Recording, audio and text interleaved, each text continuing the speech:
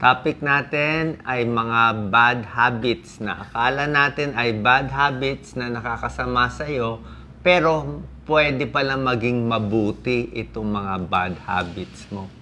Okay? Kaya pag sinasabihan ka ng magulang mo na bad habit to, ay sabi ni Doc, minsan pwede maging good habit ito. Tingnan natin ha.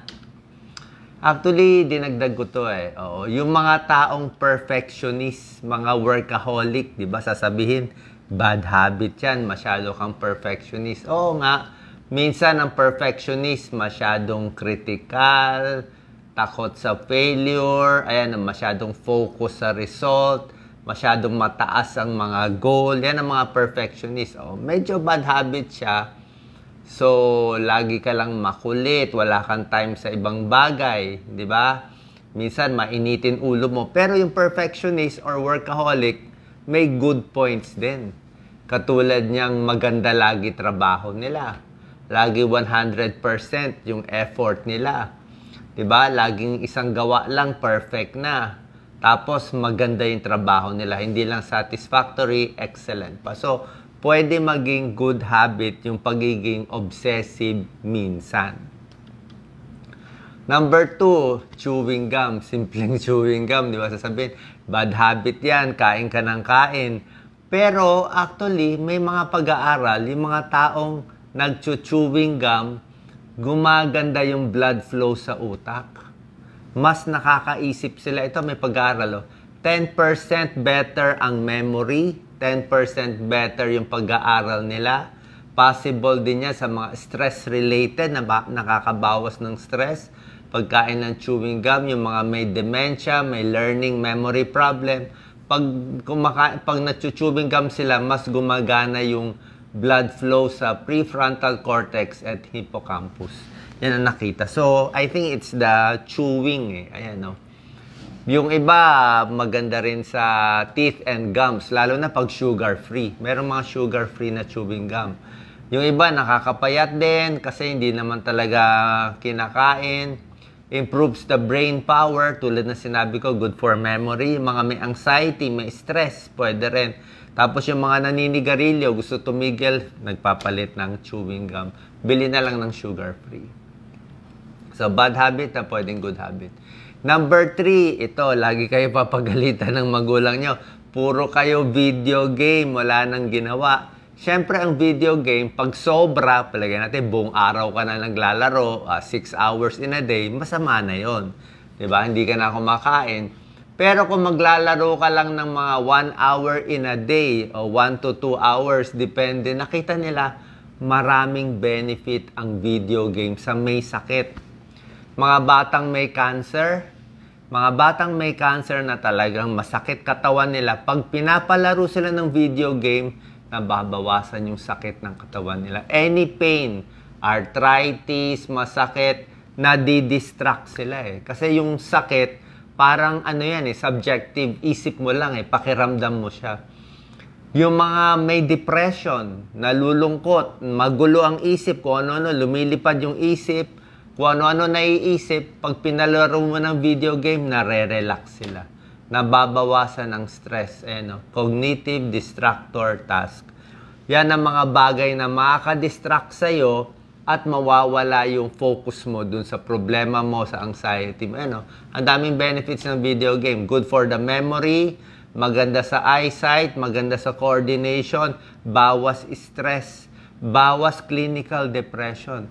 Yung mga naka-antidepressant, gusto mo tanggalin, irritable ka, galit ka sa mundo, maglaro ka ng 1 hour, madidistract ka. Okay? So, hindi ko sinasabi na mabuti pag matagalan. Sa tamang gamit, okay. Sa mga batang may cancer, pwede rin yan. Iisipin mo, tinatalo mo yung mga cancer cells. Yan, mas maganda yung function ng mga gamer brain. Lahat ng parts ng utak na gagamit, memory, eyesight, coordination, yan, Number 4, ano ba tawag sa Tagalog nito? Laging nananaginip, nagde-daydream, di ba yung mga teacher? Magagalit yan pag may estudyante, di ba? Laging nagde-daydream, hindi ka nag-aaral, hindi ka focus sa inaaral natin. Actually, may benefits ang daydreaming. Kasi minsan may mga problema, hindi mo ma-solve ng iisipin mo lang eh. Dapat medyo ililipad mo yung utak mo, yung mga inventor, yung mga genius, lagi nagde-daydream, 'di ba? Para mas malalim. Pinaplano mo yung career mo, yung buhay mo, ano gagawin mo. Kailangan medyo nagde-daydream yan. Benefits of daydreaming. Lower blood pressure, mas relax, mas more learning, creativity, mas marami kang naisip pa iba't ibang possibility sa buhay mo. Hindi ka lang focus doon sa nakikita mo sa harap kasi marami kang naiisip na possibility sa buhay mo. Kasi nga lumilipad yung utak mo while daydreaming. Number 5, laging umuutot, laging nagbo-burp, 'di ba? Sasabihin, bad habit 'yan, nakakahiya 'yan. Pero actually, maraming benefit yung utot ng utot o burp ng burp. Diba? Ayaw mo maipon yung hangin sa katawan. Delikado yan. Pag naipon mo yung hangin sa katawan, pwede ka mag-GERD. Mag-a-acidic ka. Diba? Paano na? Yung hangin nasa loob eh. Gusto mo mailabas, either mailabas sa bibig, nagbo-burp, or umuutot. Mako-constipate din. Maganda yan. Maganda rin yan sa good bacteria sa tiyan. Yung iba, lunok na lunok ng hangin, at least nalalabas niya. Ayan, no? Imbis na mag-ipon yung madudumi na amoy sa katawan na ilalabas niya. At malaking ginhawa pag umuutot. Paano mababawasan yung gas? Siyempre, baka sa pagkain yan. Baka may lactose intolerance ka, may allergy ka sa pagkain, may pagkain na nakakakabag sa'yo, babawasan mo. O baka mamaya salita ka ng salita, mabilis ka kumain. Yan, makabag din yan. Baka kulang ka sa tubig. Yan. Yung iba, nagpo-probiotic, may tulong. Papaya may tulong meron siyang papain.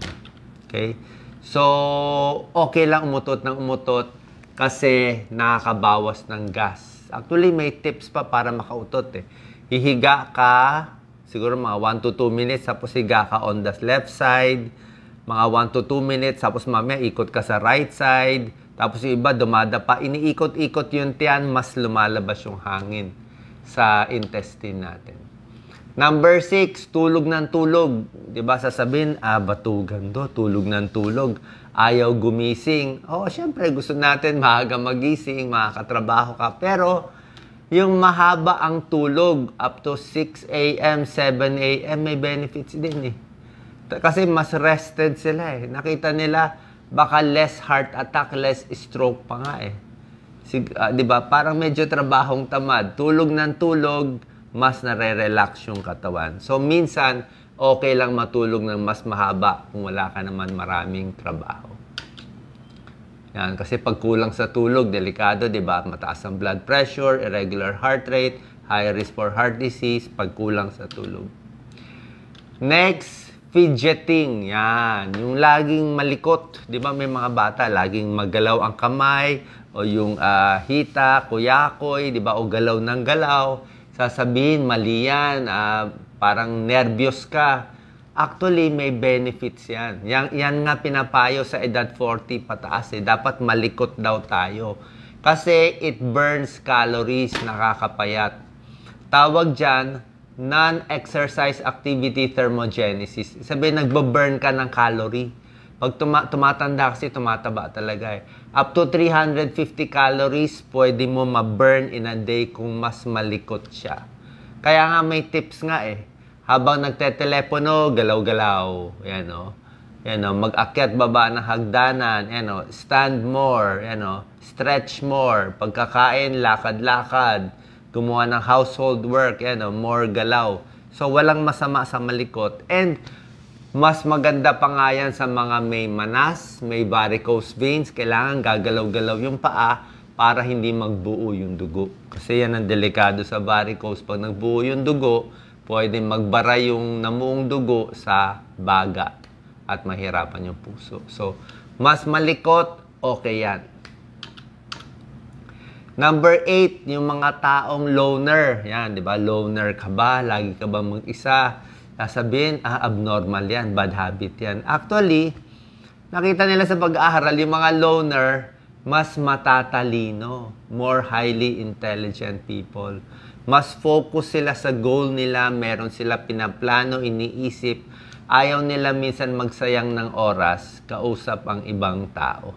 So wala namang masama yan kung introvert ka, kung loner ka, kung konti lang close friends mo, baka dyan ka mas nag-a-achieve.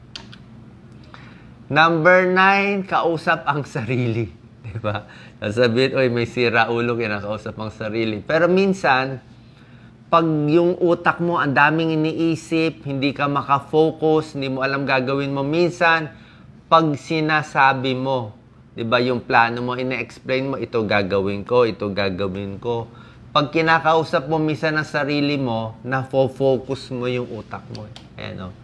You deliberately create a slower process para makaisip, makaramdam, at makagalaw. Para hindi ka malito. Pwede rin yan. Hindi yan masama. Diba? Minsan, pinofocus mo sarili mo. Parang acting siya. Number 10. Ito, medyo bad habit to pero marami ito. Chismoso, chismosa. Depende sa chismis. Diba? Bakit ang dami nagchichismis? Kasi sumasarap ang pakiramdam nila Yan, nare-relax sila. Pero syempre, may negative ang chismis. Kung paninira sa ibang tao, ay masama yun. Diba? Harmful misinformation. Pag fake news, masama. O pag inaapi mo yung ibang grupo, masama. Imbis na maganda pinag-uusapan, puro chismis, masama. Pero, kung mga balita lang, mga good news lang naman, kaya may bagong album yung isang artist mo, kinakwento mo, parang chismis na rin yun, pwede na rin maging bonding sa tao.